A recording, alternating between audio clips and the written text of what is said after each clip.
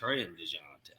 We're recording, but yeah, I think GA and DeJounte would be so much better than Trae because Two big guards, one a defensive. It was SGA good. SGA doesn't play nearly as selfish as Trae. I think one of the issues with Trae Young is Trae Young has always been the best player on every single team that he's been on, Yeah, and he's he, he's the guy. And this he's is a lot of entitled. what's happening in basketball. Super entitled, but he's the guy who works on his game with a trainer. And you can tell that like his individual game is great, but he's not playing pickup. Like his game does not work with other people. So and let's bring the listeners in. Hi, how you doing, guys? We're talking about Trae Young. Yeah, we're talking about Trae Young. So Chris Haynes reported that some rival executives think that Trae will request a trade out of Atlanta if we don't make a playoff run. And I've been one of Trae's biggest fans. I think he's great for the city.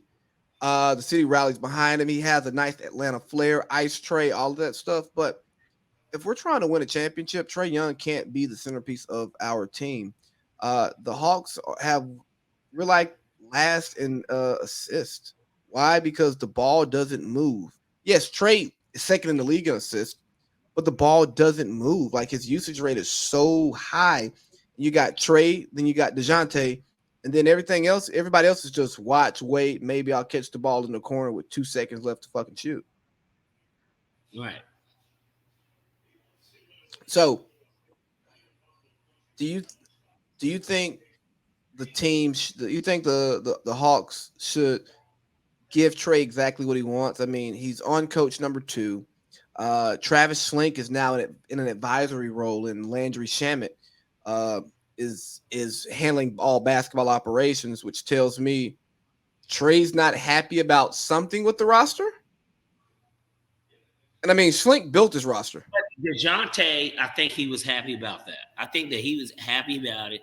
I'm going to be honest with you. If there's one thing that maybe he didn't like, and I think it's because, for one, he was liked in Atlanta and he did what he was supposed to have done, especially in Game 7 against the Sixers.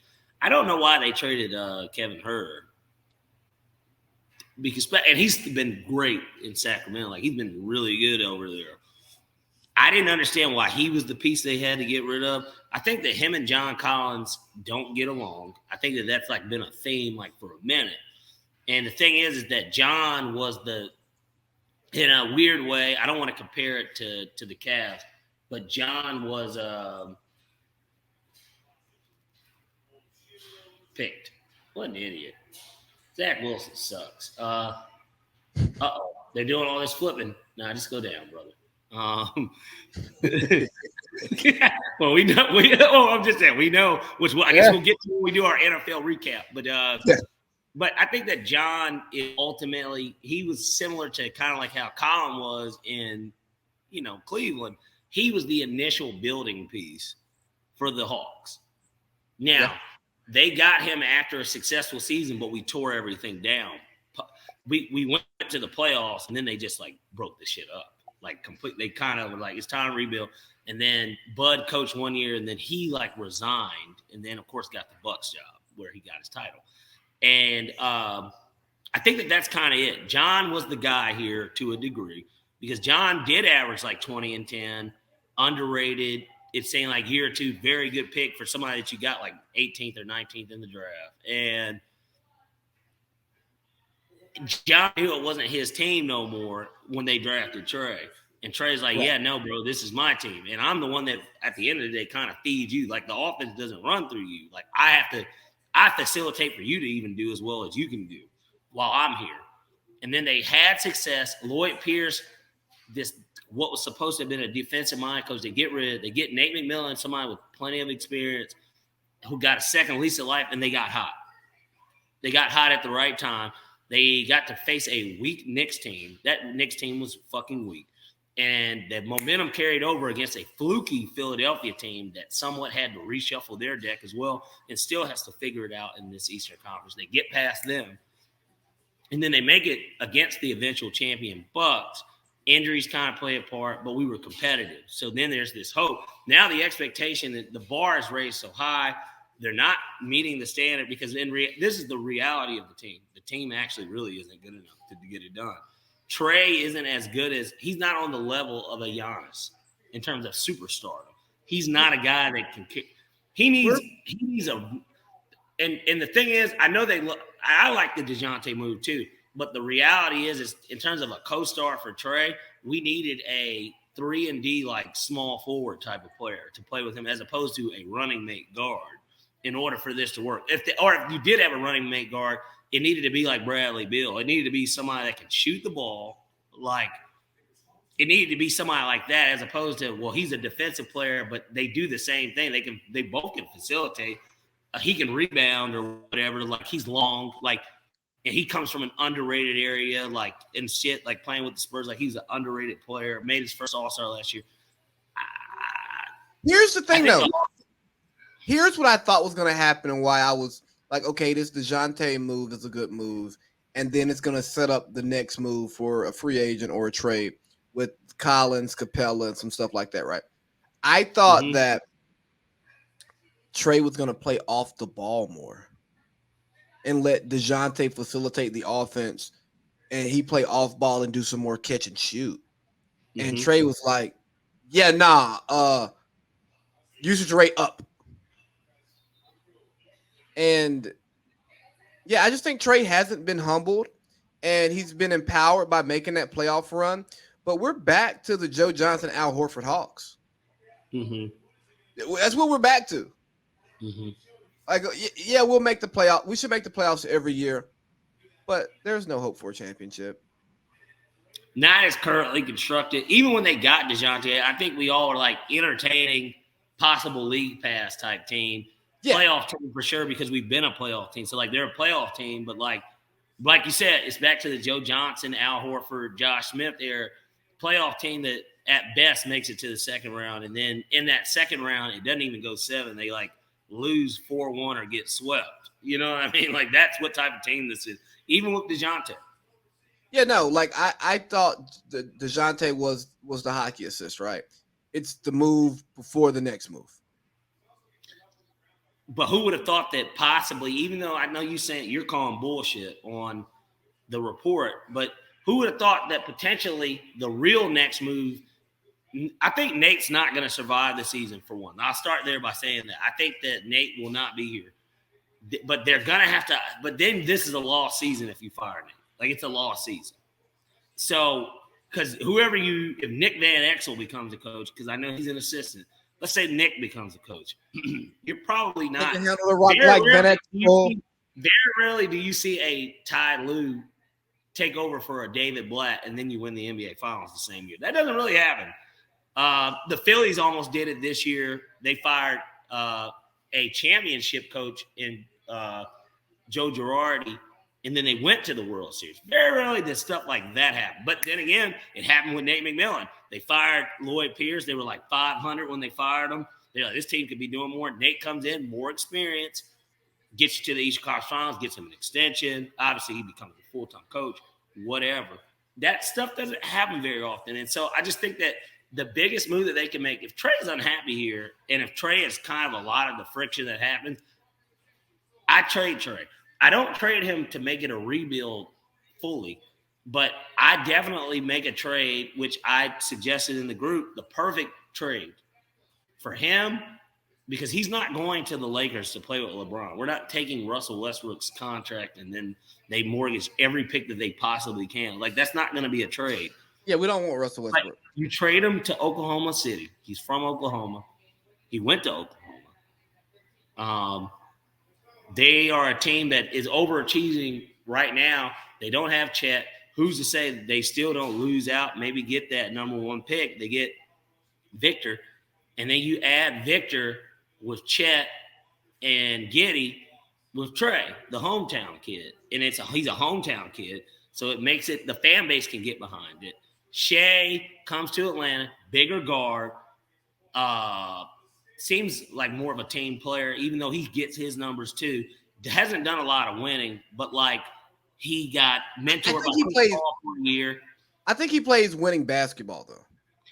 I do too. And I think that with better teammates, a ready-made team, and DeJounte becoming the new leader of the team, he comes in and he fits in seamlessly, and the Hawks are a much better team with Alexander. They're a much better team. So trade for Shea. Send it in now. I would do Landry. Yes, I would do Landry, it. I meant to say Landry Fields. Landry Fields. Sorry. Yeah, send it in Landry Fields, please. Drake, he's a former player, obviously. So it's like I remember when he was on the Rockets. He was with the Knicks too, but I know he played for the Rockets. But so he should know the league. Similar to how James Jones got Executive of the Year, like in Phoenix. Like this is a dude that knows the league. He knows players in the league, and you get for all intents and purposes a diva out of here. Would you want to play with Trae Young? If I was a big that caught lobs, yeah. Because I think that he still feeds them enough. But if I was his running mate as a guard or like the second scorer, no. Because I'm not saying I need to feel the pill, dog. Like, I don't even need the ball to shoot it. I need to just touch it. I need to dribble it. I need to pass it. He's a ball dominant player. His usage rate's not like Luka's, of course. But like, I need a guy like Shea can still get his 30, but share. And Shea only averaged about 5-6 assists. It's not like he's just like he's a scoring guard. And then we let DeJounte facilitate the offense primarily. So Trae's an empty stats guy, and it's so weird because people hated Matt Ryan for years for being an empty stats guy. Essentially, like he gets empty stats. But like, come on, go ahead. I already know it's coming. We are all here to do what Falcons do. Look at that. Hey, 12 minutes, y'all. That's a record. Empty stats guy. And I think like his stats, like he gets them, he probably gets about 3 lobs a game for sure that are guaranteed to Clint or John. Like that's 3 of his assists out of his 11. They get theirs. DeJounte's going to make a 3 or 2. So will Hunter. So there's 6. And then the rest are, just, okay, good play. So he's getting 4 or something from that. And, like, that's how you get to Trae Young averages 10.8 assists. Like, you know what I mean? Like, that's how that average comes about. I don't like his shot selection at all. Don't get me wrong. When he hits those deep threes, we've been in the arena before when it happens, and it changes the energy in the arena when he's hitting those threes. Yes. But when he goes 3 for 14 from 3 and just has no desire to work his floater or his mid-range game, which he has like a really good floater and mid-range game, it's like, yo, Trae, what are you doing, man? Like, hey, go get fouled. You're a great free throw shooter. It's bitch ball. It's analytics ball. It's threes and layups. But it's so funny. That's how I used to play in high school. I swear to God, because I was a shooting guard, so I wasn't really the point guard. So typically, I was always spotting up, shooting threes, or I was leaking out and getting like fast break layups. Like kind of is how I got a lot of my points. A couple years ago, this guy I played a lot of pickup with, he called me DeMar DeRozan. See, you're a mid-range guy. You don't shoot threes. See, I shoot threes. Like that's what I do. I shoot them when I'm in rhythm, and if I'm playing a lot, I'll let them ride. But yeah, I'm a mid-range guy. I love working out at the elbow.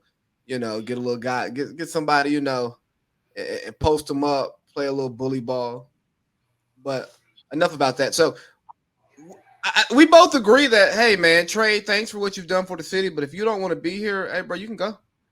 What did I say, bro? Yeah, no, you're deep. You're not that big a star here, like bro.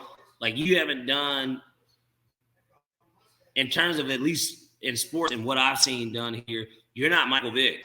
Like Michael Vick, as crazy as it sounds, Michael, because he was on Sports Center doing shit too. What do they call it when he goes between the legs? It's he yoked them. What is it? It's called nutmeg. Yeah. When you go between somebody, like they call it, because he's had a couple of those on Sports Center. Like, I get it. You shooting from half court, like that shit makes Sports Center because Steph Curry did it first. But, like, bro, you're not Michael Vick. Like Michael Vick got away with basically being average here. He did, and everybody can. I tell you what, I'll dare somebody to tell me that motherfucker wasn't average. And I'll bring up the paperwork. What did Jay-Z say? Men lie, women lie, another thing. We can bring up the numbers, and then if you want to argue from there, and you're like, well, those numbers not bad, then I'll bring in Matt Ryan's numbers, and then and then what he accomplished, and then we can have a great conversation if the numbers are lying, is what I'm saying. And so all I'm saying is that with a dude like Trae Young, he don't have the cachet of a Vic here. So yeah, I get it. And guess what?